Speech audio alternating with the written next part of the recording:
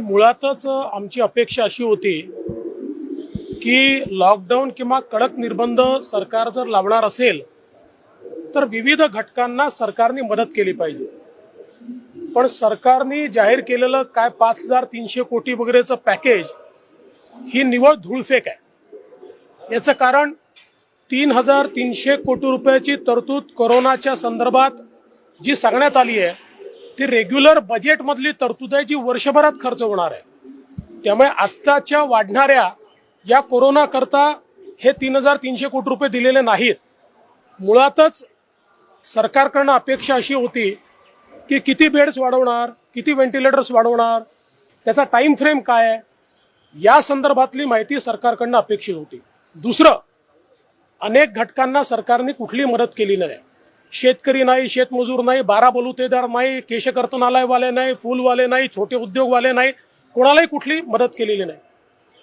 खरं म्हणजे याच्यामध्ये इतकी दिशाभूल करण्यात आली आहे की जे सांगण्यात आलं की विविध योजना म्हणजे वृद्धपकाळ योजना, श्रावण बाळ योजना, जे केंद्र सरकारच्या योजना आहे, या योजनांमध्ये आम्हाला असं वाटलं की 1000 रुपये सरकार ऍडिशनल देते. ऍडिशनल 1000 रुपये देत नाहीये. जे महिन्याला 1000 रुपये किंवा 1200 रुपये जे काही मिळत आहेत केंद्र सरकारच्या योजनेतनं त्यात थोडासा भर राज्य सरकार टाकते, तेच पैसे फक्त ऍडव्हान्स मध्ये देते. म्हणजे एकही नवीन पैसा त्यात मिळत नाहीये. जो मिळणारच आहे तो थोडा आगाऊ फक्त सरकारच्या वतीनं देण्यात येतोय. त्याचप्रमाणे आदिवासींच्या संदर्भात 2000 रुपये खावटी अनुदान हे देखील अक्षरशः त्यांच्या तोंडाला पानं पुसणं आहे. कारण मागच्या वर्षीचे 4000 रुपयाचं खावटी अनुदान हे फायनान्स सेक्रेटरीने लिहिलं होतं डीबीटीने द्या, परंतु जे काही मंत्री किंवा मंत्रालय आहे त्यांना खरेदी करायची होती आणि म्हणून त्यांनी ते दिलं नाही. मागच्या वर्षीचं 4000 अनुदानच मिळालं नाही. आता 4000च्या ऐवजी 2000 सरकार देणार आहे. म्हणजे पुन्हा एकदा आदिवासींच्याही तोंडाला पानं पुसण्याचं काम या ठिकाणी सरकारच्या वतीनं झालेलं आहे. यासोबत जे फूड सिक्युरिटी ऍक्ट मध्ये आहेत त्यांना ऍडिशनल देण्यात येईल असं सांगितलं. त्यांना ऍडिशनल देणं हे काही कठीण काम नाही. याचं कारण त्यांना सगळं केंद्र सरकार देतं आणि त्यांना ऍडिशनल द्यायचं असेल तर कमी कॉस्टमध्ये केंद्र सरकारकडनं ते मिळतं. महत्वाचं, जवळजवळ 88 लाख लोक म्हणजे 1 कोटीच्या जवळपास लोक अशी आहेत की जे फूड सिक्युरिटीमध्ये नाहीत, परंतु जे गरीब आहेत, जे 2011च्या चुकीच्या सर्व्हेमुळे महाराष्ट्रात फूड सिक्युरिटीमध्ये येऊ शकले नाही. खरा दिलासा त्यांना द्यायला हवा. त्यांच्याकरता मात्र कुठली घोषणा सरकारने या ठिकाणी केली नाही. कन्व्हिनियंटली त्या ठिकाणी त्यांनी ते सोडून दिलेलं आहे. यासोबत आपण जर बघितलं तर सरकारने अशी घोषणा केली की आम्ही स्ट्रीट वेंडर्सला त्या ठिकाणी काही मदत करू. आता खरं तर स्ट्रीट वेंडर्सला केंद्र सरकारच्या माध्यमातून 10,000ची मदत ही मागच्या काळात करण्याचा निर्णय झाला. मोठ्या प्रमाणात ती मिळाली देखील, परंतु आता 1,500 रुपये देऊ असं सांगितलं. पण जे काही रजिस्टर्ड असं सांगितलेलं आहे याचा उपयोग हा केवळ मुंबई ठाणे इतक्या पुरतं होणार आहे. त्याच्या पलीकडे कुठेही रजिस्टर्ड फारसे स्ट्रीट वेंडर्स नाहीत, त्यामुळे त्यांना मदत होणार नाही. एक अजून याच्यामध्ये महत्वाची गोष्ट अशी आहे की सरकारच्या वतीनं सांगण्यात आलं की आम्ही रस्त्यावरचे जे खाद्य विक्रेते आहेत त्यांनाही टेक होम ची आम्ही व्यवस्था देऊ. पहिली गोष्ट, त्यांच्याकडे येणार कोण? कारण आपण या ठिकाणी पूर्णपणे संचारबंदी लावली आहे. संचारबंदी लावल्यानंतर त्यांच्याकडे येणार कोण? त्यांच्याकडे पॅकिंगची व्यवस्था काय? ती कुठली व्यवस्था त्यांच्याकडे नाही. टेक होम देण्याची व्यवस्था नाही. ती असती तर त्यांनी प्रॉपर दुकानच उघडलेलं असतं. त्यामुळे अशा प्रकारे मला असं वाटतं कुठलाही विचार न करता आणि ज्याच्यामध्ये जमिनीवरची वस्तुस्थिती न समजून घेता केवळ धूळफेक करणारं एक पॅकेज हे या ठिकाणी घोषित केलं. आमची सरकारला विनंती आहे की जे विविध घटक आहेत यांना सरकारने मदत केली पाहिजे आणि रेग्युलर जी काही तरतूद आहे त्याच्या व्यतिरिक्त जाऊन आज या ठिकाणी मदत केली पाहिजे. अन्यथा आजच मी एका अतिशय मोठ्या इकॉनॉमिक टाइम्स सारख्या पेपरमध्ये बघत होतो की महाराष्ट्राची अर्थव्यवस्था ही मोठ्या प्रमाणात खाली चाललेली आहे आणि रेमिटन्सेसमध्ये 20% जे काही ग्रामीण भागात शहरातनं पैसे जात होते त्याच्यामध्ये आत्ताच लॉकडाऊनची घोषणा होणार एवढं बघितल्यानंतर त्याच्यात कमतरता आलेली आहे. त्यामुळे यातनं एक मोठा परिणाम हा ग्रामीण आणि शहरी अर्थव्यवस्थेवर होणार आहे आणि म्हणून याकडे लक्ष देण्याची आवश्यकता आहे। विशेषतः आमची अपेक्षा अशी आहे की राज्य सरकारने बेड्सच्या संदर्भात, व्हेंटिलेटर्सच्या संदर्भात, ऑक्सिजनेटेड बेड्सच्या संदर्भात योग्य कारवाई केली पाहिजे।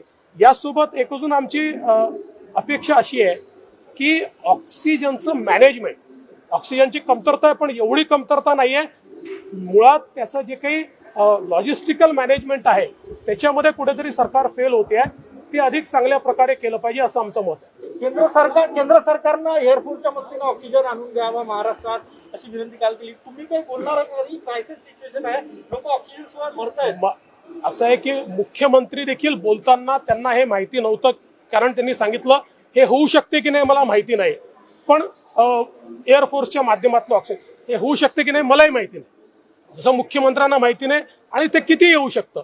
मुळात ऑक्सिजनचं सगळं लॉजिस्टिक्स हे जे ट्रान्सपोर्टेशन आहे ते मोठ्या मोठ्या टँक्सच्या माध्यमातून आहे, त्याच्यामुळे मला असं वाटतं की जे शक्य आहे ते केंद्र सरकार तर सगळी मदत करणारच आहे।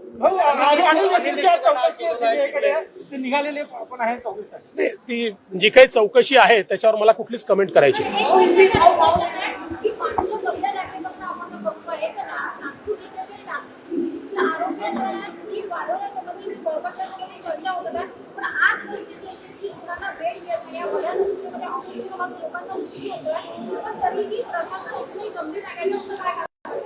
सगळ्यात मी अनेक वेळा हे सांगितलं की मुंबई आणि पुणे ही आपली महत्वाची शहर आहे, त्याच्याकडे लक्ष दिलं गेलं पाहिजे, पण मुंबई पुण्याच्या बाहेरही महाराष्ट्र आहे हे या सरकारला माहितीच नाही। त्यामुळे नागपूर असेल, नाशिक असेल, औरंगाबाद असेल, इथे व्यवस्था वाढवण्याच्या संदर्भात कुठलीच कृती या सरकारच्या वतीनं होताना दिसत नाही। गेल्याही वेळी नागपूरला कुठली व्यवस्था केली नाही, आजही नागपूरची परिस्थिती अत्यंत वाईट आहे। म्हणूनच मी नागपूरमध्ये या ठिकाणी आलोय की जी काही मदत करता येईल मी इथेच थांबणार आहे आणि जी काही मदत करता येईल ती करण्याचा प्रयत्न या ठिकाणी करणार आहे। इतक्या मोठ्या प्रमाणात या ठिकाणी लोकांना अडचणी या तयार झालेल्या आहेत, पण सरकारकडनं अक्षरशः कुठलीही अतिरिक्त मदत या ठिकाणी करण्यात येत नाही। कुठलंही इन्फ्रास्ट्रक्चरचं अपग्रेडेशन हे देखील करण्याकरता इथे कुठलीही कारवाई सरकारच्या वतीनं होत नाहीये। सरकार की ओर से कल जो लॉकडाउन घोषित हुआ है उसमें सरकार ने जो पैकेज दिया है ये एक प्रकार से बरगलाने वाली बात है, क्योंकि सरकार ने 3,300 करोड़ रुपया कोविड से युद्ध के लिए जो कुछ आवंटित किए हैं ये रेगुलर बजट में जब बजट अनाउंस हुआ तब का पैसा है जो एक साल में इस्तेमाल होने वाला है। लॉकडाउन के समय जो एडिशनल इंफ्रास्ट्रक्चर खड़ा करना है उसके लिए कोई भी प्रावधान नहीं किया गया है और उसका कोई रोड मैप ये सरकार की ओर से नहीं दिया गया है। इसके साथ साथ सरकार ने आदिवासियों को जो 2,000 रुपए देने की बात की है, पिछले साल से जो उनका 4,000 रुपए का अनुदान है उसको सरकार ने रोक के रखा है पिछले एक साल से, और अब 2,000 रुपए देने की बात हो रही है। जो अलग अलग पेंशन्स की बात सरकार ने की है, सरकार अपनी तरफ से कुछ नहीं दे रही है। जो केंद्र सरकार से पेंशन आती है उसको ही हम एडवांस में देंगे, इतना ही सरकार ने यहाँ पर कहा है। या फिर जो अन्न सुरक्षा में आते नहीं लेकिन गरीब है, ऐसे 1 करोड़ लोगों को अनाज ये देना चाहिए, लेकिन उसके बारे में सरकार की ओर से कुछ भी कहा नहीं गया है। स्ट्रीट वेंडर्स के बारे में हम 1,500 रुपया देंगे ऐसा कहा है, लेकिन उसमें भी जो पहले केंद्र सरकार की 10,000 की योजना थी उसका लाभ हो, या फिर अभी जो योजना घोषित की है इसका लाभ हो, ये बहुत सीमित ऐसे लोगों तक पहुंचने वाला है, क्योंकि उसका रजिस्ट्रेशन ही नहीं है। तो कुल मिलाकर लॉकडाउन के नाम पर महाराष्ट्र में सरकार ने जिस प्रकार से लोगों को और अलग अलग घटकों को मदद करनी चाहिए थी, कोई मदद सरकार की ओर से नहीं की गई है। इसका बहुत गलत परिणाम महाराष्ट्र की जनता पर होगा। लॉकडाउन करने की भले ही आवश्यकता हो या कड़े अनुबंध लगाने की आवश्यकता हो, लेकिन उसके साथ साथ मदद करना ये सरकार की जिम्मेवारी है। सरकार इसमें पूरी तरीके से फेल हो गई है। काय सांगणार, काल लॉकडाऊन जाहीर झाला, आज रात्रीपासून लॉकडाऊन लागू होत आहे, तुम्ही आनंदी नाही, मुळातच आमची अपेक्षा अशी होती की लॉकडाऊन किंवा कडक निर्बंध सरकार जर लावणार असेल तर विविध घटकांना सरकारने मदत केली पाहिजे, पण सरकारने जाहीर केलेलं काय 5,300 कोटी वगैरेचं पॅकेज ही निव्वळ धूळफेक आहे। याचं कारण 3,300 कोटी रुपयाची तरतूद कोरोनाच्या संदर्भात जी सांगण्यात आली आहे ती रेग्युलर बजेटमधली तरतूद आहे जी वर्षभरात खर्च होणार आहे. त्यामुळे आत्ताच्या वाढणाऱ्या या कोरोना करता हे 3,300 कोटी रुपये दिलेले नाहीत. मुळातच सरकारकडनं अपेक्षा अशी होती की किती बेड्स वाढवणार, किती व्हेंटिलेटर्स वाढवणार, त्याचा टाइम फ्रेम काय आहे, या संदर्भातली माहिती सरकारकडनं अपेक्षित होती. दुसरं, अनेक घटकांना सरकारने कुठली मदत केली नाही. शेतकरी नाही, शेतमजूर नाही, बारा बलुतेदार नाही, केशकर्तनालयवाले नाही, फुलवाले नाही, छोटे उद्योगवाले नाही, कोणालाही कुठली मदत केलेली नाही. खरं म्हणजे याच्यामध्ये इतकी दिशाभूल करण्यात आली आहे की जे सांगण्यात आलं की विविध योजना म्हणजे वृद्धपकाळ योजना, श्रावण बाळ योजना, जे केंद्र सरकारच्या योजना आहेत, या योजनांमध्ये आम्हाला असं वाटलं की 1,000 रुपये सरकार ऍडिशनल देते. ऍडिशनल 1,000 रुपये देत नाहीये. जे महिन्याला 1,000 रुपये किंवा 1,200 रुपये जे काही मिळत आहेत केंद्र सरकारच्या योजनेतनं, त्यात थोडासा भर राज्य सरकार टाकते, तेच पैसे फक्त ऍडव्हान्समध्ये देते. म्हणजे एकही नवीन पैसा त्यात मिळत नाहीये. जो मिळणारच आहे तो थोडा आगाऊ फक्त सरकारच्या वतीनं देण्यात येतोय. त्याचप्रमाणे आदिवासींच्या संदर्भात 2,000 रुपये खावटी अनुदान हे देखील अक्षरशः त्यांच्या तोंडाला पानं पुसणं आहे. कारण मागच्या वर्षीचे 4,000 रुपयाचं खावटी अनुदान हे फायनान्स सेक्रेटरीने लिहिलं होतं डीबीटीने द्या, परंतु जे काही मंत्री किंवा मंत्रालय आहे त्यांना खरेदी करायची होती आणि म्हणून त्यांनी ते दिलं नाही. मागच्या वर्षीचं 4,000 अनुदानच मिळालं नाही. आता 4,000च्या ऐवजी 2,000 सरकार देणार आहे. म्हणजे पुन्हा एकदा आदिवासींच्याही तोंडाला पानं पुसण्याचं काम या ठिकाणी सरकारच्या वतीनं झालेलं आहे. यासोबत जे फूड सिक्युरिटी ऍक्ट मध्ये आहेत त्यांना ऍडिशनल देण्यात येईल असं सांगितलं. त्यांना ऍडिशनल देणं हे काही कठीण काम नाही. याचं कारण त्यांना सगळं केंद्र सरकार देतं आणि त्यांना ऍडिशनल द्यायचं असेल तर कमी कॉस्टमध्ये केंद्र सरकारकडनं ते मिळतं. महत्वाचं, जवळजवळ 88 लाख लोक म्हणजे 1 कोटीच्या जवळपास लोक अशी आहेत की जे फूड सिक्युरिटीमध्ये नाहीत, परंतु जे गरीब आहेत, जे 2011च्या चुकीच्या सर्व्हेमुळे महाराष्ट्रात फूड सिक्युरिटीमध्ये येऊ शकले नाही. खरा दिलासा त्यांना द्यायला हवा. त्यांच्याकरता मात्र कुठली घोषणा सरकारने या ठिकाणी केली नाही. कन्व्हिनियंटली त्या ठिकाणी त्यांनी ते सोडून दिलेलं आहे. यासोबत आपण जर बघितलं तर सरकारने अशी घोषणा केली की आम्ही स्ट्रीट वेंडर्सला त्या ठिकाणी काही मदत करू. आता खरं तर स्ट्रीट वेंडर्सला केंद्र सरकारच्या माध्यमातून 10,000ची मदत ही मागच्या काळात करण्याचा निर्णय झाला. मोठ्या प्रमाणात ती मिळाली देखील, परंतु आता 1,500 रुपये देऊ असं सांगितलं. पण जे काही रजिस्टर्ड असं सांगितलेलं आहे याचा उपयोग हा केवळ मुंबई ठाणे इतक्या पुरतं होणार आहे. त्याच्या पलीकडे कुठेही रजिस्टर्ड फारसे स्ट्रीट वेंडर्स नाहीत, त्यामुळे त्यांना मदत होणार नाही. एक अजून याच्यामध्ये महत्वाची गोष्ट अशी आहे की सरकारच्या वतीनं सांगण्यात आलं की आम्ही रस्त्यावरचे जे खाद्य विक्रेते आहेत त्यांनाही टेक होम ची आम्ही व्यवस्था देऊ. पहिली गोष्ट, त्यांच्याकडे येणार कोण? कारण आपण या ठिकाणी पूर्णपणे संचारबंदी लावली आहे. संचारबंदी लावल्यानंतर त्यांच्याकडे येणार कोण? त्यांच्याकडे पॅकिंगची व्यवस्था काय? ती कुठली व्यवस्था त्यांच्याकडे नाही. टेक होम देण्याची व्यवस्था नाही. ती असती तर त्यांनी प्रॉपर दुकानच उघडलेलं असतं.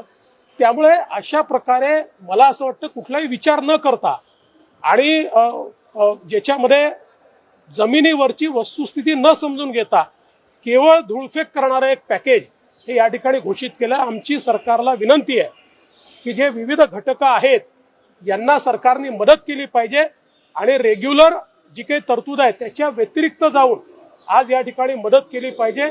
अन्यथा आजच मी एका अतिशय मोठ्या इकॉनॉमिक टाइम्स सारख्या पेपरमध्ये बघत होतो की महाराष्ट्राची अर्थव्यवस्था ही मोठ्या प्रमाणात खाली चाललेली आहे आणि रेमिटन्सेसमध्ये 20% जे काही ग्रामीण भागात शहरातनं पैसे जात होते त्याच्यामध्ये आत्ताच लॉकडाऊनची घोषणा होणार एवढं बघितल्यानंतर त्याच्यात कमतरता आलेली आहे.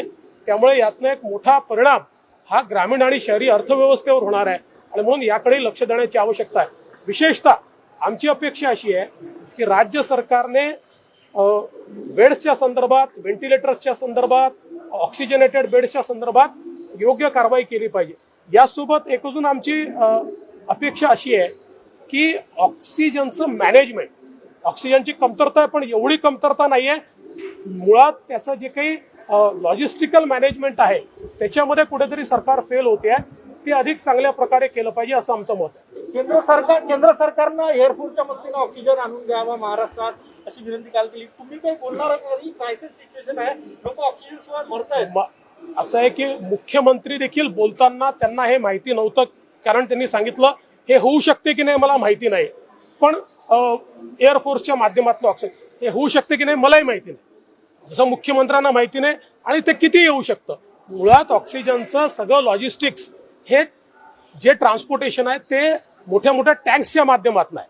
त्याच्यामुळे मला असं वाटतं की जे शक्य आहे ते केंद्र सरकार तर सगळी मदत करणारच आहे. निघालेले आपण आहे 24 साठी. ती जी काही चौकशी आहे त्याच्यावर मला कुठलीच कमेंट करायची नाही.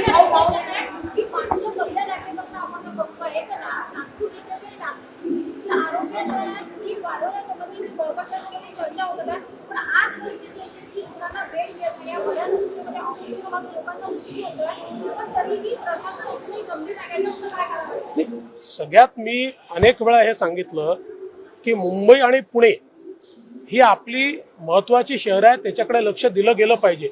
पण मुंबई पुण्याच्या बाहेरही महाराष्ट्र आहे हे या सरकारला माहितीच नाही. त्यामुळे नागपूर असेल, नाशिक असेल, औरंगाबाद असेल, इथे व्यवस्था वाढवण्याच्या संदर्भात कुठलीच कृती या सरकारच्या वतीनं होताना दिसत नाही. गेल्याही वेळी नागपूरला कुठली व्यवस्था केली नाही. आजही नागपूरची परिस्थिती अत्यंत वाईट आहे. म्हणूनच मी नागपूरमध्ये या ठिकाणी आलोय की जी काही मदत करता येईल मी इथेच थांबणार आहे आणि जी काही मदत करता येईल ती करण्याचा प्रयत्न या ठिकाणी करणार आहे. इतक्या मोठ्या प्रमाणात या ठिकाणी लोकांना अडचणी या तयार झालेल्या आहेत, पण सरकारकडनं अक्षरशः कुठलीही अतिरिक्त मदत या ठिकाणी करण्यात येत नाही. कुठलंही इन्फ्रास्ट्रक्चरचं अपग्रेडेशन हे देखील करण्याकरता इथे कुठलीही कारवाई सरकारच्या वतीनं होत नाहीये. सरकार की ओर से कल जो लॉकडाउन घोषित हुआ है उसमें सरकार ने जो पैकेज दिया है ये एक प्रकार से बरगलाने वाली बात है, क्योंकि सरकार ने 3,300 करोड़ रुपया कोविड से युद्ध के लिए जो कुछ आवंटित किए हैं ये रेगुलर बजट में जब बजट अनाउंस हुआ तब का पैसा है जो एक साल में इस्तेमाल होने वाला है. लॉकडाउन के समय जो एडिशनल इंफ्रास्ट्रक्चर खड़ा करना है उसके लिए कोई भी प्रावधान नहीं किया गया है और उसका कोई रोड मैप ये सरकार की ओर से नहीं दिया गया है.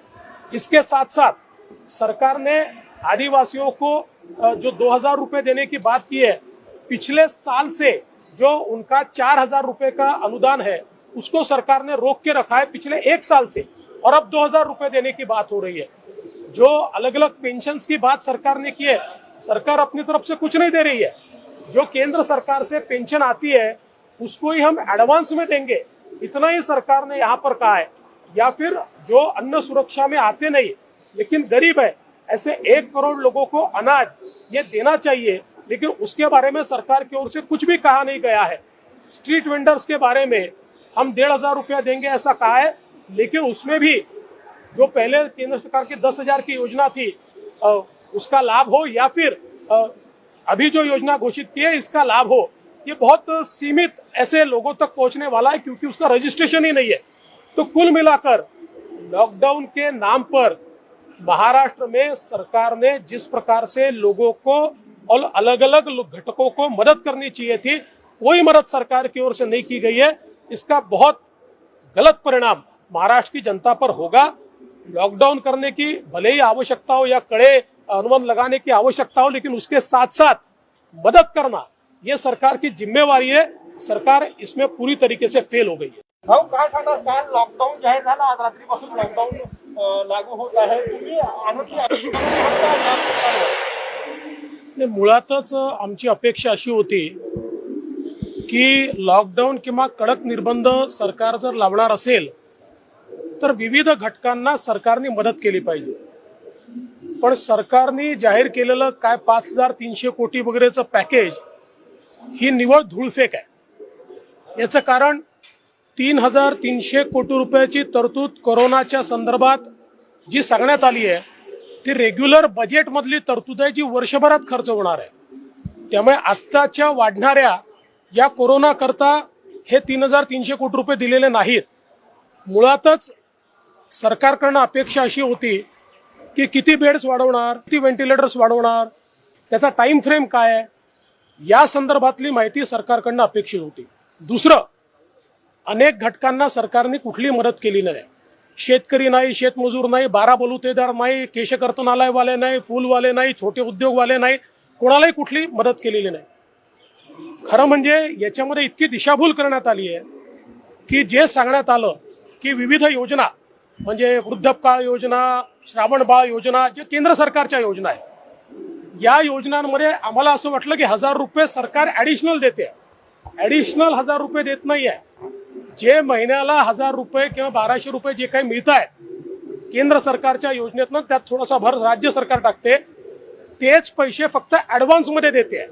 म्हणजे एकही नवीन पैसा त्यात मिळत नाहीये. जो मिळणारच आहे तो थोडा आगाऊ फक्त सरकारच्या वतीनं देण्यात येतोय. त्याचप्रमाणे आदिवासींच्या संदर्भात 2000 रुपये खावटी अनुदान हे देखील अक्षरशः त्यांच्या तोंडाला पानं पुसणं. कारण मागच्या वर्षीचे 4000 रुपयाचं खावटी अनुदान हे फायनान्स सेक्रेटरीने लिहिलं होतं डीबीटीने द्या, परंतु जे काही मंत्री किंवा मंत्रालय आहे त्यांना खरेदी करायची होती आणि म्हणून त्यांनी ते दिलं नाही. मागच्या वर्षीचं 4000 अनुदानच मिळालं नाही. आता 4000च्या ऐवजी 2000 सरकार देणार आहे. म्हणजे पुन्हा एकदा आदिवासींच्याही तोंडाला पानं पुसण्याचं काम या ठिकाणी सरकारच्या वतीनं झालेलं आहे. यासोबत जे फूड सिक्युरिटी ऍक्ट मध्ये आहेत त्यांना ऍडिशनल देण्यात येईल असं सांगितलं. त्यांना ऍडिशनल देणं हे काही कठीण काम नाही. याचं कारण त्यांना सगळं केंद्र सरकार देतं आणि त्यांना ऍडिशनल द्यायचं असेल तर कमी मध्ये केंद्र सरकारकडनं ते मिळतं.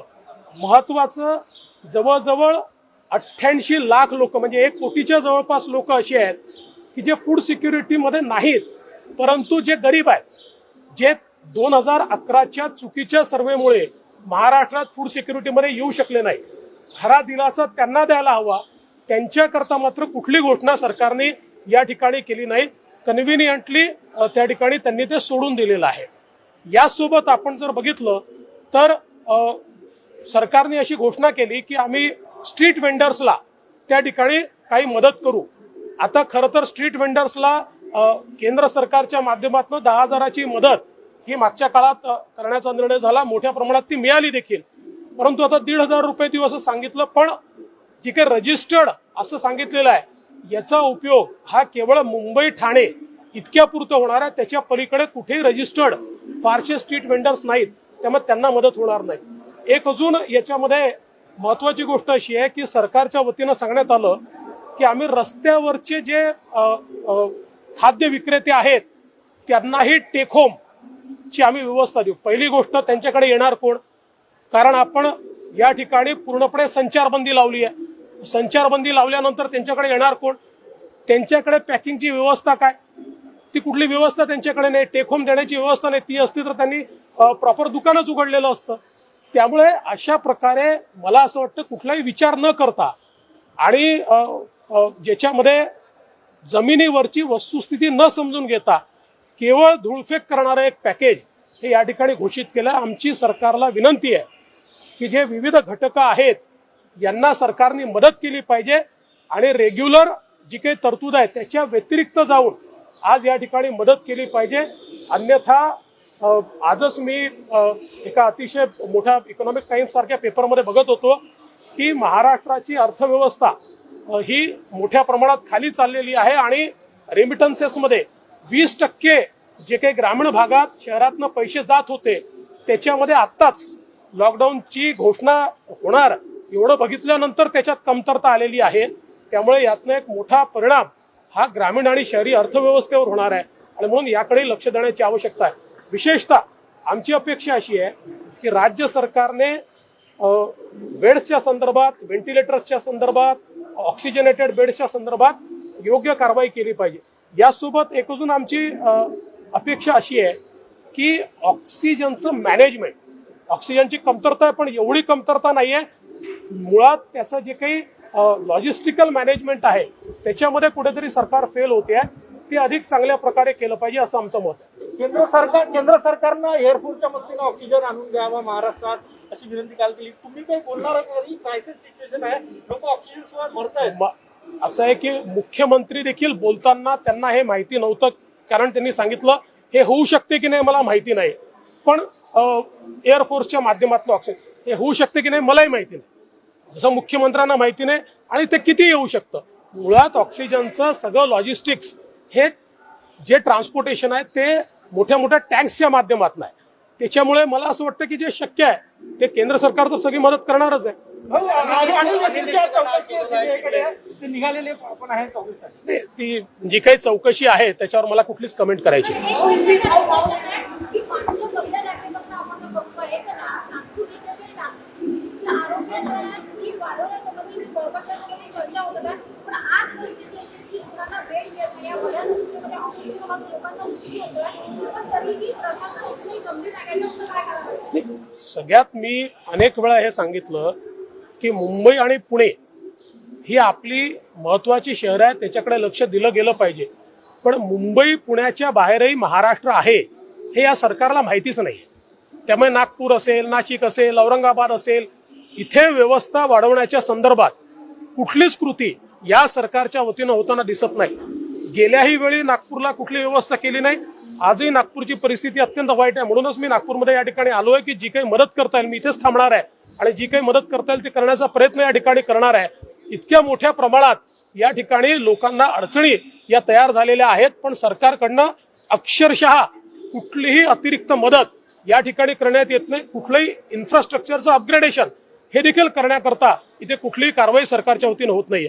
सरकार की ओर से कल जो लॉकडाउन घोषित हुआ है उसमें सरकार ने जो पैकेज दिया है ये एक प्रकार से बरगलाने वाली बात है, क्योंकि सरकार ने 3,300 करोड़ रुपया कोविड से युद्ध के लिए जो कुछ आवंटित किए हैं ये रेगुलर बजट में जब बजट अनाउंस हुआ तब का पैसा है जो एक साल में इस्तेमाल होने वाला है. लॉकडाउन के समय जो एडिशनल इंफ्रास्ट्रक्चर खड़ा करना है उसके लिए कोई भी प्रावधान नहीं किया गया है और उसका कोई रोड मैप ये सरकार की ओर से नहीं दिया गया है. इसके साथ साथ सरकार ने आदिवासियों को जो 2,000 रुपए देने की बात की है, पिछले साल से जो उनका 4,000 रुपए का अनुदान है उसको सरकार ने रोक के रखा है पिछले एक साल से, और अब 2,000 रुपए देने की बात हो रही है. जो अलग अलग पेंशन्स की बात सरकार ने की है, सरकार अपनी तरफ से कुछ नहीं दे रही है. जो केंद्र सरकार से पेंशन आती है उसको ही हम एडवांस में देंगे, इतना ही सरकार ने यहाँ पर कहा है. या फिर जो अन्न सुरक्षा में आते नहीं लेकिन गरीब है ऐसे 1 करोड़ लोगों को अनाज ये देना चाहिए, लेकिन उसके बारे में सरकार की ओर से कुछ भी कहा नहीं गया है. स्ट्रीट वेंडर्स के बारे में हम 1,500 रुपया देंगे ऐसा कहा है, लेकिन उसमें भी जो पहले करके 10,000 की योजना थी उसका लाभ हो या फिर अभी जो योजना घोषित की है इसका लाभ हो, ये बहुत सीमित ऐसे लोगों तक पहुंचने वाला है क्योंकि उसका रजिस्ट्रेशन ही नहीं है. तो कुल मिलाकर लॉकडाउन के नाम पर महाराष्ट्र में सरकार ने जिस प्रकार से लोगों को और अलग अलग घटकों को मदद करनी चाहिए थी, कोई मदद सरकार की ओर से नहीं की गई है. इसका बहुत गलत परिणाम महाराष्ट्र की जनता पर होगा. लॉकडाउन करने की भले ही आवश्यकता हो या कड़े अनुबंध लगाने की आवश्यकता हो, लेकिन उसके साथ साथ मदद करना ये सरकार की जिम्मेवारी है. सरकार इसमें पूरी तरीके से फेल हो गई है. भाऊ काय सांगणार, काल लॉकडाऊन जाहीर झाला, आज रात्रीपासून लॉकडाऊन लागू होत आहे. तुम्ही आनंदी मुळातच आमची अपेक्षा अशी होती की लॉकडाऊन किंवा कडक निर्बंध सरकार जर लावणार असेल तर विविध घटकांना सरकारने मदत केली पाहिजे. पण सरकारने जाहीर केलेलं काय 5,300 कोटी वगैरेचं पॅकेज ही निव्वळ धूळफेक आहे. याचं कारण 3,300 कोटी रुपयाची तरतूद कोरोनाच्या संदर्भात जी सांगण्यात आली आहे ती रेग्युलर बजेट मधली तरतूद आहे जी वर्षभरात खर्च होणार आहे. त्यामुळे आत्ताच्या वाढणाऱ्या या कोरोना करता हे 3,300 कोटी रुपये दिलेले नाहीत. मुळातच सरकारकडनं अपेक्षा अशी होती की किती बेड्स वाढवणार, किती व्हेंटिलेटर्स वाढवणार, त्याचा टाइम फ्रेम काय आहे, या संदर्भातली माहिती सरकारकडनं अपेक्षित होती. दुसरं, अनेक घटकांना सरकारने कुठली मदत केली नाही. शेतकरी नाही, शेतमजूर नाही, 12 बलुतेदार नाही, केशकर्तनालयवाले नाही, फुलवाले नाही, छोटे उद्योगवाले नाही, कोणालाही कुठली मदत केलेली नाही. खरं म्हणजे याच्यामध्ये इतकी दिशाभूल करण्यात आली आहे की जे सांगण्यात आलं की विविध योजना म्हणजे वृद्धपकाळ योजना, श्रावण बाळ योजना, जे केंद्र सरकारच्या योजना आहेत, या योजनांमध्ये आम्हाला असं वाटलं की 1000 रुपये सरकार ऍडिशनल देते. ऍडिशनल 1000 रुपये देत नाहीये. जे महिन्याला 1000 रुपये किंवा 1200 रुपये जे काही मिळत आहेत केंद्र सरकारच्या योजनेतनं, त्यात थोडासा भर राज्य सरकार टाकते, तेच पैसे फक्त ऍडव्हान्स मध्ये देते. म्हणजे एकही नवीन पैसा त्यात मिळत नाहीये. जो मिळणारच आहे तो थोडा आगाऊ फक्त सरकारच्या वतीनं देण्यात येतोय. त्याचप्रमाणे आदिवासींच्या संदर्भात 2000 रुपये खावटी अनुदान हे देखील अक्षरशः त्यांच्या तोंडाला पानं पुसणं आहे. कारण मागच्या वर्षीचे 4000 रुपयाचं खावटी अनुदान हे फायनान्स सेक्रेटरीने लिहिलं होतं डीबीटीने द्या, परंतु जे काही मंत्री किंवा मंत्रालय आहे त्यांना खरेदी करायची होती आणि म्हणून त्यांनी ते दिलं नाही. मागच्या वर्षीचं 4000 अनुदानच मिळालं नाही. आता 4000च्या ऐवजी 2000 सरकार देणार आहे. म्हणजे पुन्हा एकदा आदिवासींच्याही तोंडाला पानं पुसण्याचं काम या ठिकाणी सरकारच्या वतीनं झालेलं आहे. यासोबत जे फूड सिक्युरिटी ऍक्ट मध्ये आहेत त्यांना ऍडिशनल देण्यात येईल असं सांगितलं. त्यांना ऍडिशनल देणं हे काही कठीण काम नाही. याचं कारण त्यांना सगळं केंद्र सरकार देतं आणि त्यांना ऍडिशनल द्यायचं असेल तर कमी कॉस्टमध्ये केंद्र सरकारकडनं ते मिळतं. महत्वाचं, जवळजवळ 88 लाख लोक, म्हणजे 1 कोटीच्या जवळपास लोक अशी आहेत की जे फूड सिक्युरिटीमध्ये नाहीत, परंतु जे गरीब आहेत, जे 2011च्या चुकीच्या सर्व्हेमुळे महाराष्ट्रात फूड सिक्युरिटीमध्ये येऊ शकले नाही. खरा दिलासा त्यांना द्यायला हवा. त्यांच्याकरता मात्र कुठली घोषणा सरकारने या ठिकाणी केली नाही. कन्व्हिनियंटली त्या ठिकाणी त्यांनी ते सोडून दिलेलं आहे. यासोबत आपण जर बघितलं तर सरकारने अशी घोषणा केली की आम्ही स्ट्रीट वेंडर्सला त्या ठिकाणी काही मदत करू. आता खरं तर स्ट्रीट वेंडर्सला केंद्र सरकारच्या माध्यमातून 10,000ची मदत ही मागच्या काळात करण्याचा निर्णय झाला, ती मिळाली देखील, परंतु आता 1,500 रुपये देऊ असं सांगितलं. पण जे काही रजिस्टर्ड असं सांगितलेलं आहे याचा उपयोग हा केवळ मुंबई ठाणे इतक्या पुरतं होणार आहे. त्याच्या पलीकडे कुठेही रजिस्टर्ड फारसे स्ट्रीट वेंडर्स नाहीत, त्यामुळे त्यांना मदत होणार नाही. एक अजून याच्यामध्ये महत्वाची गोष्ट अशी आहे की सरकारच्या वतीनं सांगण्यात आलं की आम्ही रस्त्यावरचे जे खाद्य विक्रेते आहेत त्यांनाही टेक होम ची आम्ही व्यवस्था देऊ. पहिली गोष्ट, त्यांच्याकडे येणार कोण? कारण आपण या ठिकाणी पूर्णपणे संचारबंदी लावली आहे. संचारबंदी लावल्यानंतर त्यांच्याकडे येणार कोण? त्यांच्याकडे पॅकिंगची व्यवस्था काय? ती कुठली व्यवस्था त्यांच्याकडे नाही. टेक होम देण्याची व्यवस्था नाही. ती असती तर त्यांनी प्रॉपर दुकानच उघडलेलं असतं. त्यामुळे अशा प्रकारे मला असं वाटतं कुठलाही विचार न करता आणि ज्याच्यामध्ये जमिनीवरची वस्तुस्थिती न समजून घेता केवळ धूळफेक करणारं एक पॅकेज हे या ठिकाणी घोषित केलं. आमची सरकारला विनंती आहे की जे विविध घटक आहेत यांना सरकारने मदत केली पाहिजे आणि रेग्युलर जी काही तरतूद आहे त्याच्या व्यतिरिक्त जाऊन आज या ठिकाणी मदत केली पाहिजे. अन्यथा आजच मी एका अतिशय मोठ्या इकॉनॉमिक टाइम्स सारख्या पेपरमध्ये बघत होतो की महाराष्ट्राची अर्थव्यवस्था ही मोठ्या प्रमाणात खाली चाललेली आहे आणि रेमिटन्सेसमध्ये 20% जे काही ग्रामीण भागात शहरातनं पैसे जात होते त्याच्यामध्ये आत्ताच लॉकडाऊनची घोषणा होणार एवढं बघितल्यानंतर त्याच्यात कमतरता आलेली आहे. त्यामुळे यातनं एक मोठा परिणाम हा ग्रामीण आणि शहरी अर्थव्यवस्थेवर होणार आहे आणि म्हणून याकडे लक्ष देण्याची आवश्यकता आहे. विशेषतः आमची अपेक्षा अशी आहे की राज्य सरकारने बेड्सच्या संदर्भात, व्हेंटिलेटर्सच्या संदर्भात, ऑक्सिजनेटेड बेड्सच्या संदर्भात योग्य कारवाई केली पाहिजे. यासोबत एक अजून आमची अपेक्षा अशी आहे की ऑक्सिजनचं मॅनेजमेंट, ऑक्सिजनची कमतरता आहे पण एवढी कमतरता नाहीये. मुळात त्याचं जे काही लॉजिस्टिकल मॅनेजमेंट आहे त्याच्यामध्ये कुठेतरी सरकार फेल होते आहे. ते अधिक चांगल्या प्रकारे केलं पाहिजे असं आमचं मत आहे. केंद्र सरकारनं एअरफोर्सच्या मदतीनं ऑक्सिजन आणून द्यावा महाराष्ट्रात अशी विनंती काल केली. तुम्ही काही बोलणार का? क्रायसिस सिच्युएशन आहे, लोक ऑक्सिजन शिवाय मरतायत. असं आहे की मुख्यमंत्री देखील बोलताना त्यांना हे माहिती नव्हतं, कारण त्यांनी सांगितलं हे होऊ शकते की नाही मला माहिती नाही, पण एअरफोर्सच्या माध्यमातून ऑक्सिजन हे होऊ शकते की नाही मलाही माहिती नाही, जसं मुख्यमंत्र्यांना माहिती नाही आणि ते किती येऊ शकतं. मुळात ऑक्सिजनचं सगळं लॉजिस्टिक्स हे जे ट्रान्सपोर्टेशन आहे ते मोठ्या मोठ्या टँक्सच्या माध्यमातून आहे.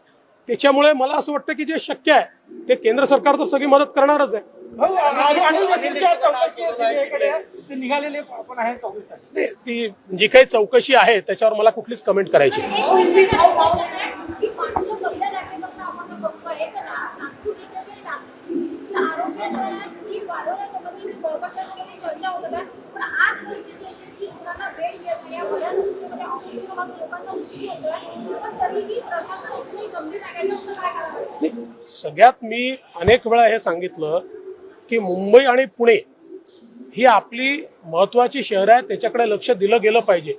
पण मुंबई पुण्याच्या बाहेरही महाराष्ट्र आहे हे या सरकारला माहितीच नाही. त्यामुळे नागपूर असेल, नाशिक असेल, औरंगाबाद असेल, इथे व्यवस्था वाढवण्याच्या संदर्भात कुठलीच कृती या सरकारच्या वतीनं होताना दिसत नाही. गेल्याही वेळी नागपूरला कुठली व्यवस्था केली नाही. आजही नागपूरची परिस्थिती अत्यंत वाईट आहे. म्हणूनच मी नागपूरमध्ये या ठिकाणी आलोय की जी काही मदत करता येईल मी इथेच थांबणार आहे आणि जी काही मदत करता येईल ती करण्याचा प्रयत्न या ठिकाणी करणार आहे. इतक्या मोठ्या प्रमाणात या ठिकाणी लोकांना अडचणी या तयार झालेल्या आहेत, पण सरकारकडनं अक्षरशः कुठलीही अतिरिक्त मदत या ठिकाणी करण्यात येत नाही. कुठलंही इन्फ्रास्ट्रक्चरचं अपग्रेडेशन हे देखील करण्याकरता इथे कुठलीही कारवाई सरकारच्या वतीनं होत नाहीये.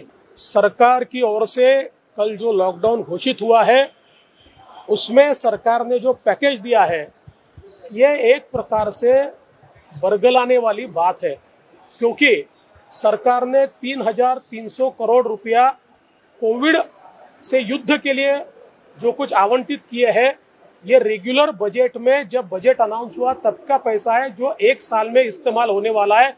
लॉकडाउन के समय जो एडिशनल इंफ्रास्ट्रक्चर खड़ा करना है उसके लिए कोई भी प्रावधान नहीं किया गया है और उसका कोई रोड मैप ये सरकार की ओर से नहीं दिया गया है.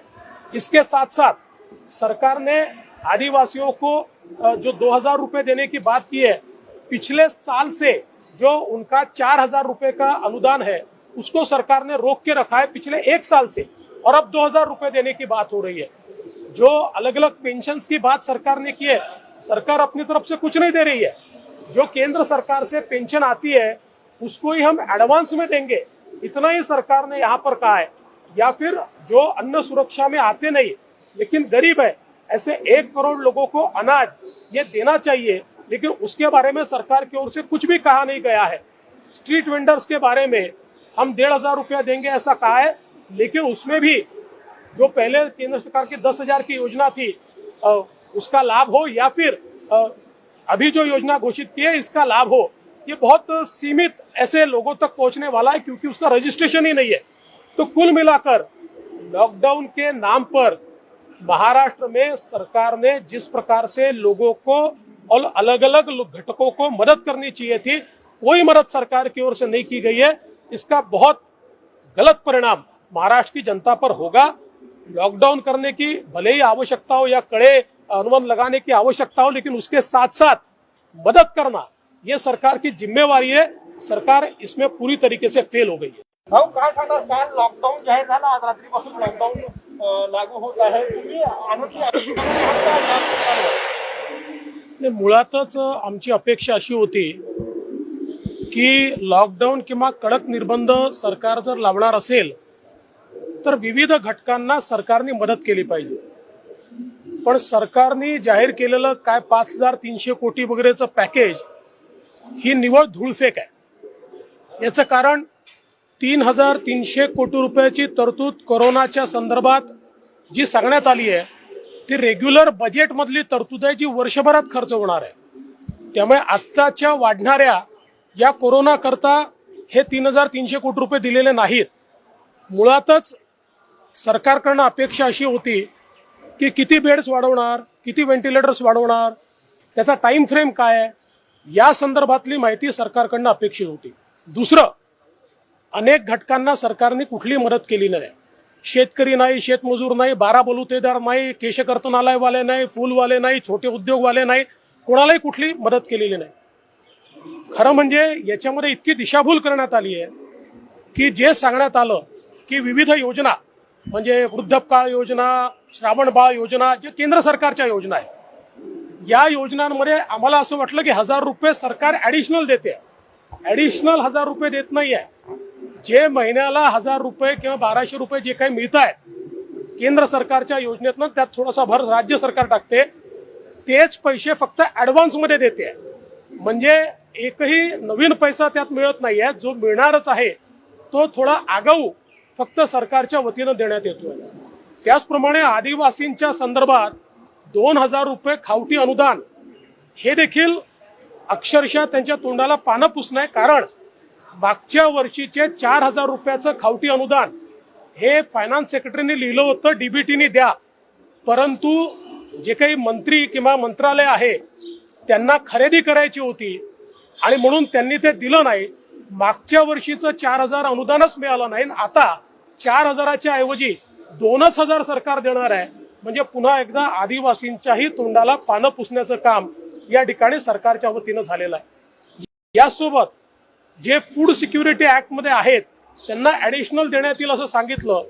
त्यांना ऍडिशनल देणं हे काही कठीण काम नाही. याचं कारण त्यांना सगळं केंद्र सरकार देतं आणि त्यांना ऍडिशनल द्यायचं असेल तर कमी कॉस्टमध्ये केंद्र सरकारकडनं ते मिळतं.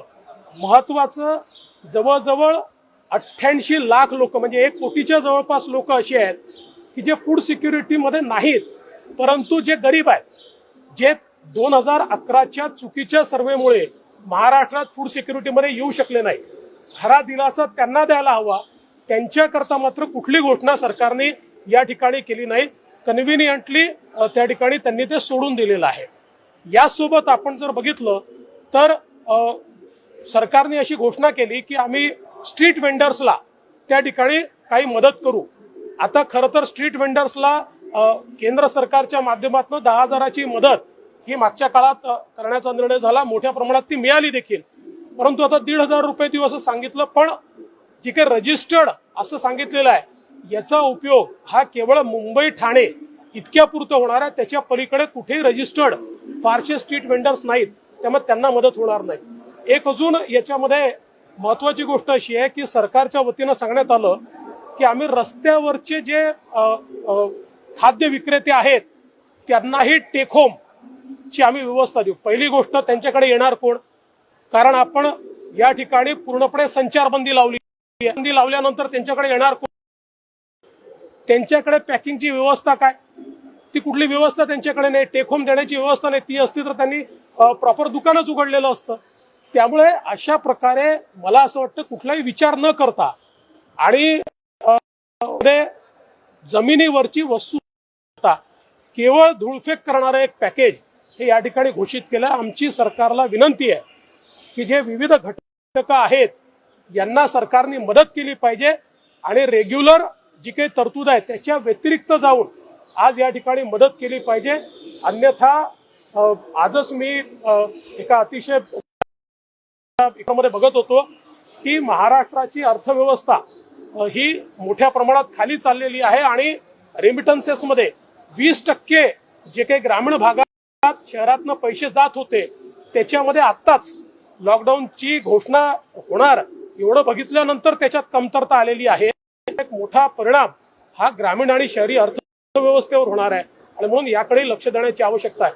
विशेषतः आमची अपेक्षा अशी आहे की राज्य सरकारने बेड्सच्या संदर्भात, व्हेंटिलेटर्सच्या संदर्भात, ऑक्सिजनेटेड बेड्सच्या संदर्भात योग्य कारवाई केली पाहिजे. यासोबत एक अजून आमची अपेक्षा अशी आहे की ऑक्सिजनचं मॅनेजमेंट, ऑक्सिजनची कमतरता आहे पण एवढी कमतरता नाहीये. मुळात त्याचं जे काही लॉजिस्टिकल मॅनेजमेंट आहे त्याच्यामध्ये कुठेतरी सरकार फेल होते आहे. ते अधिक चांगल्या प्रकारे केलं पाहिजे असं आमचं मत आहे. केंद्र सरकारनं एअरफोर्सच्या मदतीनं ऑक्सिजन आणून द्यावा महाराष्ट्रात अशी विनंती काल केली. तुम्ही काही बोलणार का? क्रायसिस सिच्युएशन आहे, लोक ऑक्सिजन शिवाय मरतायत. असं आहे की मुख्यमंत्री देखील बोलताना त्यांना हे माहिती नव्हतं, कारण त्यांनी सांगितलं हे होऊ शकते की नाही मला माहिती नाही, पण एअरफोर्सच्या माध्यमातून ऑक्सिजन हे होऊ शकते की नाही मलाही माहिती नाही, जसं मुख्यमंत्र्यांना माहिती नाही आणि ते किती येऊ शकतं. मुळात ऑक्सिजनचं सगळं लॉजिस्टिक्स हे जे ट्रान्सपोर्टेशन आहे ते मोठ्या मोठ्या टँक्सच्या माध्यमातून आहे. त्याच्यामुळे मला असं वाटतं की जे शक्य आहे ते केंद्र सरकार तर सगळी मदत करणारच आहे. निघालेले आपण आहे चौकशीसाठी. ती जी काही चौकशी आहे त्याच्यावर मला कुठलीच कमेंट करायची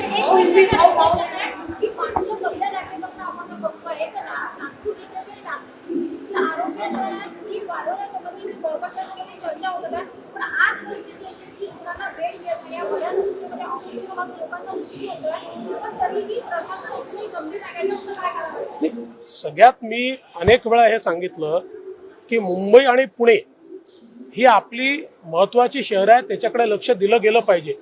पण मुंबई पुण्याच्या बाहेरही महाराष्ट्र आहे हे या सरकारला माहितीच नाही. त्यामुळे नागपूर असेल, नाशिक असेल, औरंगाबाद असेल, इथे व्यवस्था वाढवण्याच्या संदर्भात कुठलीच कृती या सरकारच्या वतीनं होताना दिसत नाही. गेल्याही वेळी नागपूरला कुठली व्यवस्था केली नाही. आजही नागपूरची परिस्थिती अत्यंत वाईट आहे. म्हणूनच मी नागपूरमध्ये या ठिकाणी आलोय की जी काही मदत करता येईल मी इथेच थांबणार आहे आणि जी काही मदत करता येईल ती करण्याचा प्रयत्न या ठिकाणी करणार आहे.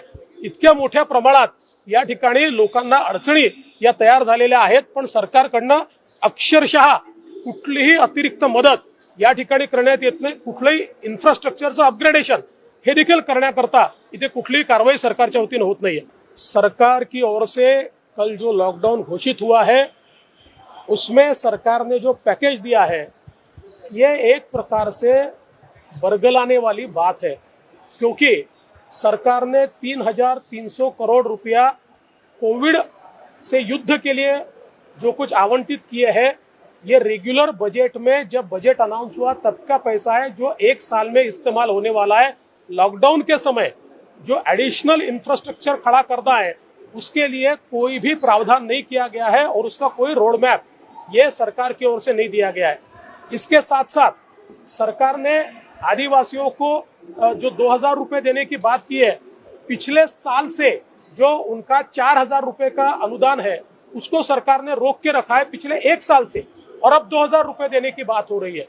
जो अलग अलग पेंशन्स की बात सरकार ने की है, सरकार अपनी तरफ से कुछ नहीं दे रही है. जो केंद्र सरकार से पेंशन आती है उसको ही हम एडवांस में देंगे, इतना ही सरकार ने यहाँ पर कहा है. या फिर जो अन्न सुरक्षा में आते नहीं लेकिन गरीब है ऐसे 1 करोड़ लोगों को अनाज ये देना चाहिए, लेकिन उसके बारे में सरकार की ओर से कुछ भी कहा नहीं गया है. स्ट्रीट वेंडर्स के बारे में हम 1,500 रुपया देंगे ऐसा कहा है, लेकिन उसमें भी जो पहले केंद्र सरकार की 10,000 की योजना थी उसका लाभ हो या फिर अभी जो योजना घोषित की है इसका लाभ हो, ये बहुत सीमित ऐसे लोगों तक पहुंचने वाला है क्योंकि उसका रजिस्ट्रेशन ही नहीं है. तो कुल मिलाकर लॉकडाउन के नाम पर महाराष्ट्र में सरकार ने जिस प्रकार से लोगों को और अलग अलग घटकों को मदद करनी चाहिए थी, कोई मदद सरकार की ओर से नहीं की गई है. इसका बहुत गलत परिणाम महाराष्ट्र की जनता पर होगा.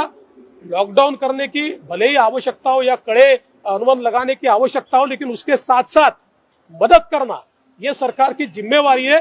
सरकार इसमें पूरी तरीके से फेल हो गई है. भाऊ काय सांगणार, काल लॉकडाऊन जाहीर झाला, आज रात्रीपासून लॉकडाऊन लागू होत आहे. तुम्ही आणखी नाही, मुळातच आमची अपेक्षा अशी होती की लॉकडाऊन किंवा कडक निर्बंध सरकार जर लावणार असेल तर विविध घटकांना सरकारने मदत केली पाहिजे. पण सरकारने जाहीर केलेलं काय 5,300 कोटी वगैरेचं पॅकेज ही निव्वळ धूळफेक आहे. याचं कारण 3,300 कोटी रुपयाची तरतूद कोरोनाच्या संदर्भात जी सांगण्यात आली आहे ती रेग्युलर बजेट मधली तरतूद आहे जी वर्षभरात खर्च होणार आहे. त्यामुळे आत्ताच्या वाढणाऱ्या या कोरोना करता हे 3,300 कोटी रुपये दिलेले नाहीत. मुळातच सरकारकडनं अपेक्षा अशी होती की किती बेड्स वाढवणार, किती व्हेंटिलेटर्स वाढवणार, त्याचा टाइम फ्रेम काय आहे, या संदर्भातली माहिती सरकारकडनं अपेक्षित होती. दुसरं, अनेक घटकांना सरकारने कुठली मदत केली नाही. शेतकरी नाही, शेतमजूर नाही, 12 बलुतेदार नाही, केशकर्तनालयवाले नाही, फुलवाले नाही, छोटे उद्योगवाले नाही, कोणालाही कुठली मदत केलेली नाही. खरं म्हणजे याच्यामध्ये इतकी दिशाभूल करण्यात आली आहे की जे सांगण्यात आलं की विविध योजना म्हणजे वृद्धपकाळ योजना, श्रावण बाळ योजना, जे केंद्र सरकारच्या योजना आहेत, या योजनांमध्ये आम्हाला असं वाटलं की 1,000 रुपये सरकार ऍडिशनल देते. ऍडिशनल 1,000 रुपये देत नाहीये. जे महिन्याला 1,000 रुपये किंवा 1,200 रुपये जे काही मिळत आहेत केंद्र सरकारच्या योजनेतनं त्यात थोडासा भर राज्य सरकार टाकते, तेच पैसे फक्त ऍडव्हान्स मध्ये देते. म्हणजे एकही पैसा त्यात मिळत नाहीये. जो मिळणारच आहे तो थोडा आगाऊ फक्त सरकारच्या वतीनं देण्यात येतोय.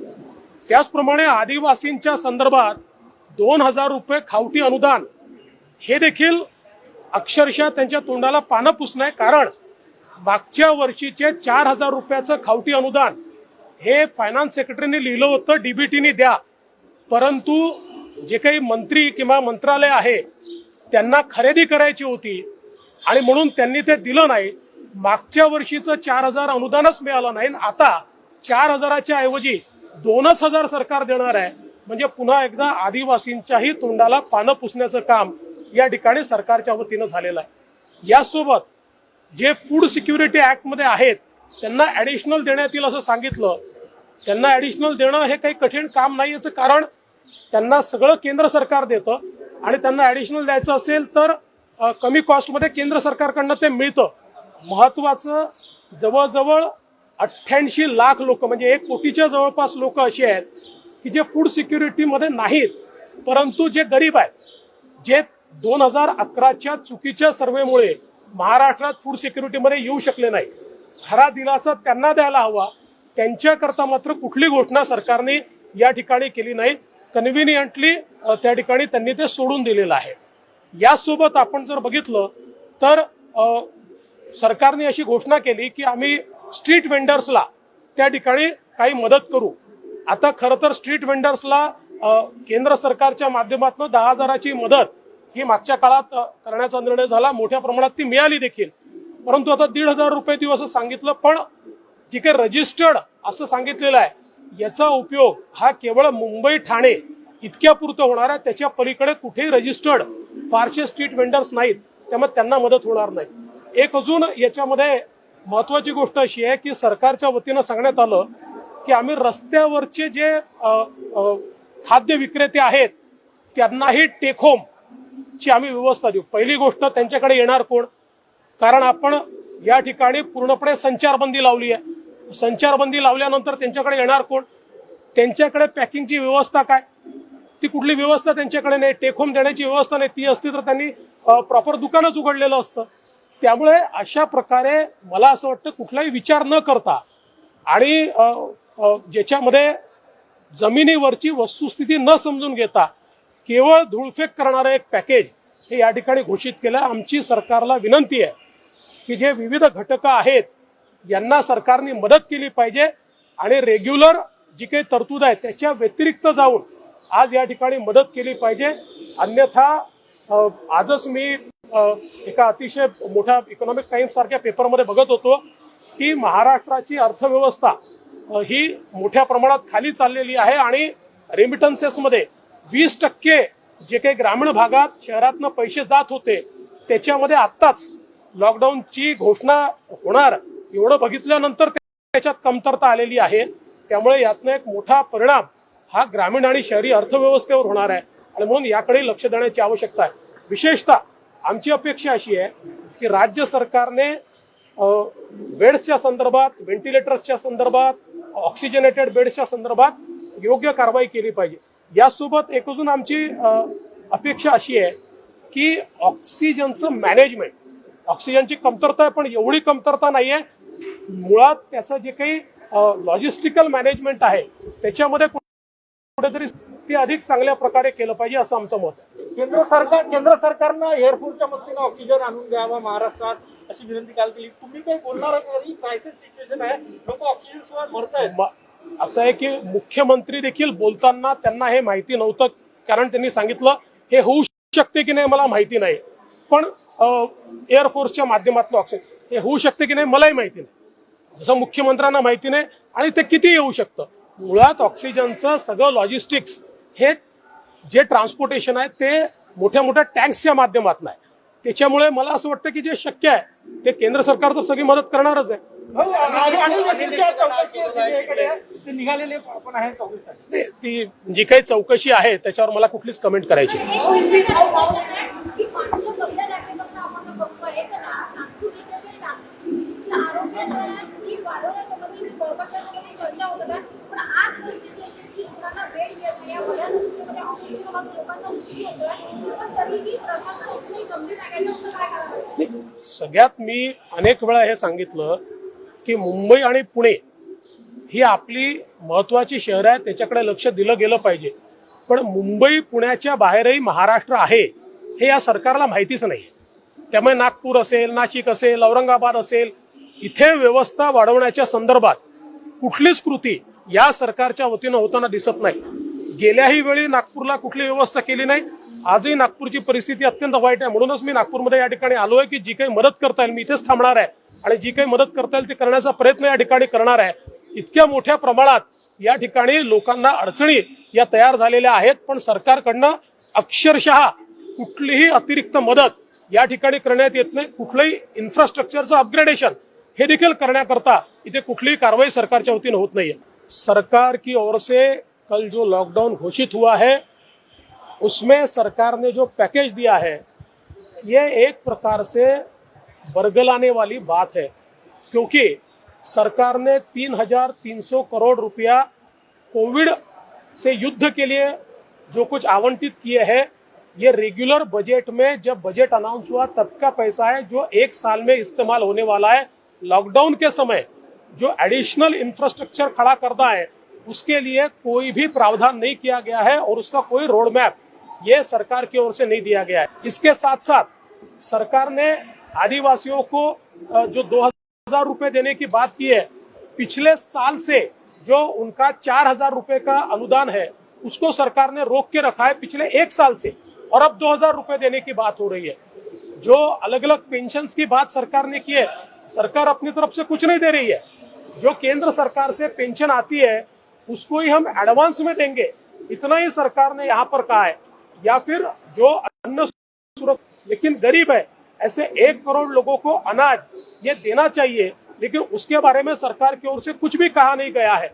स्ट्रीट वेंडर्स के बारे में हम 1,500 रुपया देंगे ऐसा कहा है, लेकिन उसमें भी जो पहले केंद्र सरकार की 10,000 की योजना थी उसका लाभ हो, या फिर अभी जो योजना घोषित की है ये बहुत सीमित ऐसे लोगों तक पहुंचने वाला है, क्योंकि उसका रजिस्ट्रेशन ही नहीं है.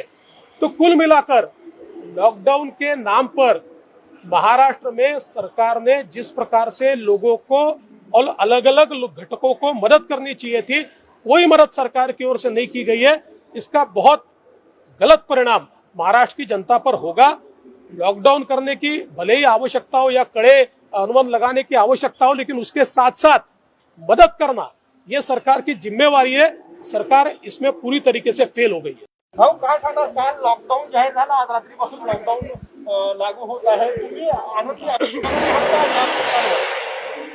नाही, मुळातच आमची अपेक्षा अशी होती की लॉकडाऊन किंवा कडक निर्बंध सरकार जर लावणार असेल तर विविध घटकांना सरकारने मदत केली पाहिजे. पण सरकारने जाहीर केलेलं काय 5,300 कोटी वगैरेचं पॅकेज ही निव्वळ धूळफेक आहे. याचं कारण 3,300 कोटी रुपयाची तरतूद कोरोनाच्या संदर्भात जी सांगण्यात आली आहे ती रेग्युलर बजेट मधली तरतूद आहे जी वर्षभरात खर्च होणार आहे. त्यामुळे आत्ताच्या वाढणाऱ्या या कोरोना करता हे 3,300 कोटी रुपये दिलेले नाहीत. मुळातच सरकारकडनं अपेक्षा अशी होती की किती बेड्स वाढवणार, किती व्हेंटिलेटर्स वाढवणार, त्याचा टाइम फ्रेम काय आहे, या संदर्भातली माहिती सरकारकडनं अपेक्षित होती. दुसरं, अनेक घटकांना सरकारने कुठली मदत केली नाही. शेतकरी नाही, शेतमजूर नाही, 12 बलुतेदार नाही, केशकर्तनालयवाले नाही, फुलवाले नाही, छोटे उद्योगवाले नाही, कोणालाही कुठली मदत केलेली नाही. खरं म्हणजे याच्यामध्ये इतकी दिशाभूल करण्यात आली आहे की जे सांगण्यात आलं की विविध योजना म्हणजे वृद्धपकाळ योजना, श्रावण बाळ योजना, जे केंद्र सरकारच्या योजना आहे, या योजनांमध्ये आम्हाला असं वाटलं की 1,000 रुपये सरकार ऍडिशनल देते. ऍडिशनल 1,000 रुपये देत नाहीये. जे महिन्याला 1,000 रुपये किंवा 1,200 रुपये जे काही मिळत आहेत केंद्र सरकारच्या योजनेतनं, त्यात थोडासा भर राज्य सरकार टाकते, तेच पैसे फक्त ऍडव्हान्स मध्ये देते. म्हणजे एकही नवीन पैसा त्यात मिळत नाहीये. जो मिळणारच आहे तो थोडा आगाऊ फक्त सरकारच्या वतीनं देण्यात येतोय. त्याचप्रमाणे आदिवासींच्या संदर्भात 2,000 रुपये खावटी अनुदान हे देखील अक्षरशः त्यांच्या तोंडाला पानं पुसणं आहे. कारण मागच्या वर्षीचे 4,000 रुपयाचं खावटी अनुदान हे फायनान्स सेक्रेटरीने लिहिलं होतं डीबीटीने द्या, परंतु जे काही मंत्री किंवा मंत्रालय आहे त्यांना खरेदी करायची होती आणि म्हणून त्यांनी ते दिलं नाही. मागच्या वर्षीचं 4,000 अनुदानच मिळालं नाही. आता 4,000च्या ऐवजी 2,000 सरकार देणार आहे. म्हणजे पुन्हा एकदा आदिवासींच्याही तोंडाला पानं पुसण्याचं काम या ठिकाणी सरकारच्या वतीनं झालेलं आहे. यासोबत जे फूड सिक्युरिटी ऍक्ट मध्ये आहेत त्यांना ऍडिशनल देण्यात येईल असं सांगितलं. त्यांना ऍडिशनल देणं हे काही कठीण काम नाही, याचं कारण त्यांना सगळं केंद्र सरकार देतं आणि त्यांना ऍडिशनल द्यायचं असेल तर कमी कॉस्टमध्ये केंद्र सरकारकडनं ते मिळतं. महत्वाचं, जवळजवळ 88 लाख लोक म्हणजे 1 कोटीच्या जवळपास लोक अशी आहेत की जे फूड सिक्युरिटीमध्ये नाहीत, परंतु जे गरीब आहेत, जे 2011च्या चुकीच्या सर्व्हेमुळे महाराष्ट्रात फूड सिक्युरिटीमध्ये येऊ शकले नाही. खरा दिलासा त्यांना द्यायला हवा. त्यांच्याकरता मात्र कुठली घोषणा सरकारने या ठिकाणी केली नाही. कन्व्हिनियंटली त्या ठिकाणी त्यांनी ते सोडून दिलेलं आहे. यासोबत आपण जर बघितलं तर सरकारने अशी घोषणा केली की आम्ही स्ट्रीट वेंडर्सला त्या ठिकाणी काही मदत करू. आता खरं तर स्ट्रीट वेंडर्सला केंद्र सरकारच्या माध्यमातून 10,000ची मदत ही मागच्या काळात करण्याचा निर्णय झाला. मोठ्या प्रमाणात ती मिळाली देखील, परंतु आता 1,500 रुपये देऊ असं सांगितलं. पण जे काही रजिस्टर्ड असं सांगितलेलं आहे याचा उपयोग हा केवळ मुंबई ठाणे इतक्या पुरतं होणार आहे. त्याच्या पलीकडे कुठेही रजिस्टर्ड फारसे स्ट्रीट वेंडर्स नाहीत, त्यामुळे त्यांना मदत होणार नाही. एक अजून याच्यामध्ये महत्वाची गोष्ट अशी आहे की सरकारच्या वतीनं सांगण्यात आलं की आम्ही रस्त्यावरचे जे खाद्य विक्रेते आहेत त्यांनाही टेक होम ची आम्ही व्यवस्था देऊ. पहिली गोष्ट, त्यांच्याकडे येणार कोण? कारण आपण या ठिकाणी पूर्णपणे संचारबंदी लावली आहे. संचारबंदी लावल्यानंतर त्यांच्याकडे येणार कोण? त्यांच्याकडे पॅकिंगची व्यवस्था काय? ती कुठली व्यवस्था त्यांच्याकडे नाही. टेक होम देण्याची व्यवस्था नाही. ती असती तर त्यांनी प्रॉपर दुकानच उघडलेलं असतं. त्यामुळे अशा प्रकारे मला असं वाटतं कुठलाही विचार न करता आणि ज्याच्यामध्ये जमिनीवरची वस्तुस्थिती न समजून घेता केवळ धूळफेक करणारं एक पॅकेज हे या ठिकाणी घोषित केलं. आमची सरकारला विनंती आहे की जे विविध घटक आहेत यांना सरकारने मदत केली पाहिजे आणि रेग्युलर जी काही तरतूद आहे त्याच्या व्यतिरिक्त जाऊन आज या ठिकाणी मदत केली पाहिजे. अन्यथा आजच मी एका अतिशय मोठ्या इकॉनॉमिक टाइम्स सारख्या पेपरमध्ये बघत होतो की महाराष्ट्राची अर्थव्यवस्था ही मोठ्या प्रमाणात खाली चाललेली आहे आणि रेमिटन्सेसमध्ये 20% जे काही ग्रामीण भागात शहरातनं पैसे जात होते त्याच्यामध्ये आत्ताच लॉकडाऊनची घोषणा होणार एवढं बघितल्यानंतर त्याच्यात कमतरता आलेली आहे. त्यामुळे यातनं एक मोठा परिणाम हा ग्रामीण आणि शहरी अर्थव्यवस्थेवर होणार आहे आणि म्हणून याकडे लक्ष देण्याची आवश्यकता आहे. विशेषतः आमची अपेक्षा अशी आहे की राज्य सरकारने बेड्सच्या संदर्भात, व्हेंटिलेटर्सच्या संदर्भात, ऑक्सिजनेटेड बेड्सच्या संदर्भात योग्य कारवाई केली पाहिजे. यासोबत एक अजून आमची अपेक्षा अशी आहे की ऑक्सिजनचं मॅनेजमेंट, ऑक्सिजनची कमतरता आहे पण एवढी कमतरता नाहीये. मुळात त्याचं जे काही लॉजिस्टिकल मॅनेजमेंट आहे त्याच्यामध्ये कुठेतरी सरकार फेल होते आहे. ते अधिक चांगल्या प्रकारे केलं पाहिजे असं आमचं मत आहे. केंद्र सरकारनं एअरफोर्सच्या मदतीनं ऑक्सिजन आणून द्यावा महाराष्ट्रात अशी विनंती काल केली. तुम्ही काही बोलणार का? क्रायसिस सिच्युएशन आहे, लोक ऑक्सिजन शिवाय मरतायत. असं आहे की मुख्यमंत्री देखील बोलताना त्यांना हे माहिती नव्हतं, कारण त्यांनी सांगितलं हे होऊ शकते की नाही मला माहिती नाही, पण एअरफोर्सच्या माध्यमातून ऑक्सिजन हे होऊ शकते की नाही मलाही माहिती नाही, जसं मुख्यमंत्र्यांना माहिती नाही आणि ते किती येऊ शकतं.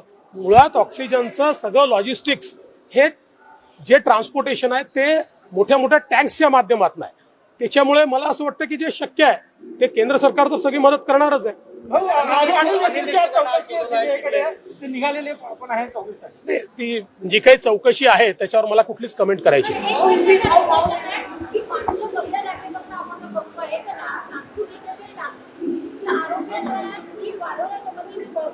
चर्चा होत होत्या, पण आज परिस्थिती अशी की मुलांना बेड येत नाही, बऱ्याच हॉस्पिटलमध्ये ऑक्सिजन अभावी लोकांचा मृत्यू होतोय, पण तरीही प्रशासन इतकंही गंभीर नाही. त्याच्यावर काय करावं? सगळ्यात मी अनेक वेळा हे सांगितलं की मुंबई आणि पुणे ही आपली महत्वाची शहरं आहेत, त्याच्याकडे लक्ष दिलं गेलं पाहिजे.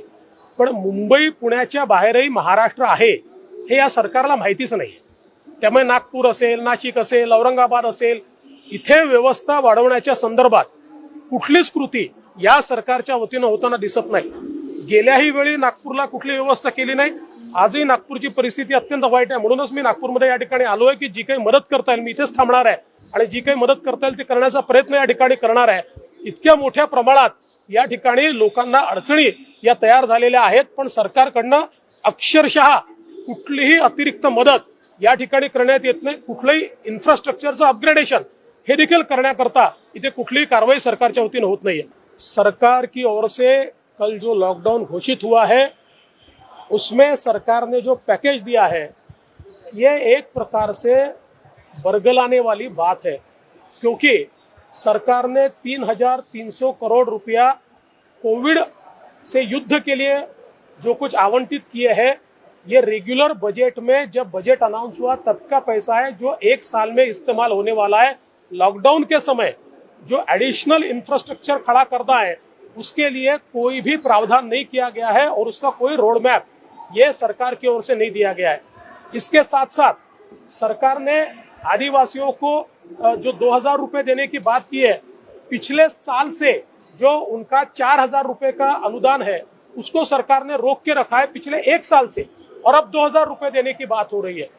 जो अलग अलग पेंशन्स की बात सरकार ने की है, सरकार अपनी तरफ से कुछ नहीं दे रही है। जो केंद्र सरकार से पेंशन आती है उसको ही हम एडवांस में देंगे, इतना ही सरकार ने यहाँ पर कहा है। या फिर जो अन्न सुरक्षा में आते नहीं लेकिन गरीब है, ऐसे 1 करोड़ लोगों को अनाज ये देना चाहिए, लेकिन उसके बारे में सरकार की ओर से कुछ भी कहा नहीं गया है। स्ट्रीट वेंडर्स के बारे में हम 1,500 रुपया देंगे ऐसा कहा है, लेकिन उसमें भी जो पहले केंद्र सरकार की 10,000 की योजना थी उसका लाभ हो या फिर अभी जो योजना घोषित की है इसका लाभ हो, ये बहुत सीमित ऐसे लोगों तक पहुंचने वाला है क्योंकि उसका रजिस्ट्रेशन ही नहीं है। तो कुल मिलाकर लॉकडाउन के नाम पर महाराष्ट्र में सरकार ने जिस प्रकार से लोगों को और अलग अलग घटकों को मदद करनी चाहिए थी, कोई मदद सरकार की ओर से नहीं की गई है। इसका बहुत गलत परिणाम महाराष्ट्र की जनता पर होगा।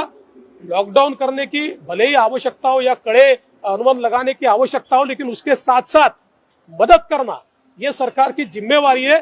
सरकार इसमें पूरी तरीके से फेल हो गई है। भाऊ काय सांगणार, काल लॉकडाऊन जाहीर झालं, आज रात्रीपासून लॉकडाऊन लागू होत आहे, तुम्ही आनंदी नाही, मुळातच आमची अपेक्षा अशी होती की लॉकडाऊन किंवा कडक निर्बंध सरकार जर लावणार असेल तर विविध घटकांना सरकारने मदत केली पाहिजे। पण सरकारने जाहीर केलेलं काय 5,300 कोटी वगैरेचं पॅकेज ही निव्वळ धूळफेक आहे। याचं कारण 3,300 कोटी रुपयाची तरतूद कोरोनाच्या संदर्भात जी सांगण्यात आली आहे ती रेग्युलर बजेट मधली तरतूद आहे जी वर्षभरात खर्च होणार आहे। त्यामुळे आत्ताच्या वाढणाऱ्या या कोरोना करता हे 3,300 कोटी रुपये दिलेले नाहीत। मुळातच सरकारकडून अपेक्षा अशी होती की किती बेड्स वाढवणार, किती व्हेंटिलेटर्स वाढवणार, त्याचा टाइम फ्रेम काय आहे, या संदर्भातली माहिती सरकारकडून अपेक्षित होती। दुसरं, अनेक घटकांना सरकारने कुठली मदत केली नाही। शेतकरी नाही, शेतमजूर नाही, 12 बलुते